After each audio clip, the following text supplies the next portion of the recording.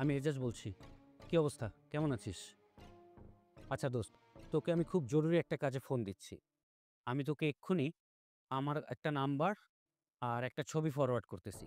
তার each and every details আমার লাগবে। এই যেমন ধর তার নাম, ঠিকানা, গাড়ির number, NID number, license number, each and every details. Even এখন সে কোথায় আছে সেটাও। হ্যাঁ দোস্ত, একটু যত তাড়াতাড়ি পারিস আমাকে একটু পাঠা, হ্যাঁ? আমি তোকে নাম্বার আর ছবি পাঠাই দিচ্ছি।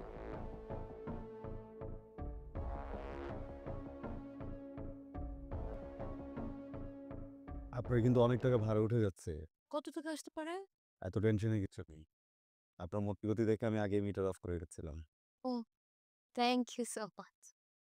হুম, এখন বাসায় যাবেন? রাত হয়ে গেছে, বাবা টেনশন করবে। বামে।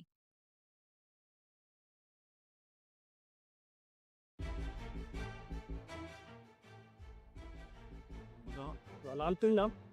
No? Books. আয় ওকে ছাড়ো। দাদা আমাকে মারতেছো কেন? তুমি জানো না ও একটা মিথ্যাবাদী, ফ্রড। ও নিশ্চয়ই তোমাকে নিয়ে কোনো কুমতলব এঁটেছিল। ওর আমাকে নিয়ে কি মতলব থাকবে? সকালবেলা আমি বাসা থেকে বের হয়ে ওর গাড়িতে উঠেছি। ইনফ্যাক্ট সারাদিন ও আমাকে সেভ করেছে। প্লিজ ওকে মারতে মানা করো। অথচ পুরোটা সময় তুমি তার সাথেই ছিলে। কারণ আমি ওকে বলতে নিষেধ করেছি। আমি ওকে বলেছি আমি আমার ইচ্ছার বিরুদ্ধে বাড়িতে যেতে চাই না। এখন আমার ইচ্ছে হয়েছে ও আমাকে ড্রপ করতে এসেছে। আশ্চর্য।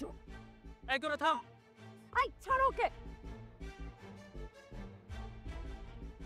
ও মাই গড, আপনার তো ব্লিডিং হচ্ছে।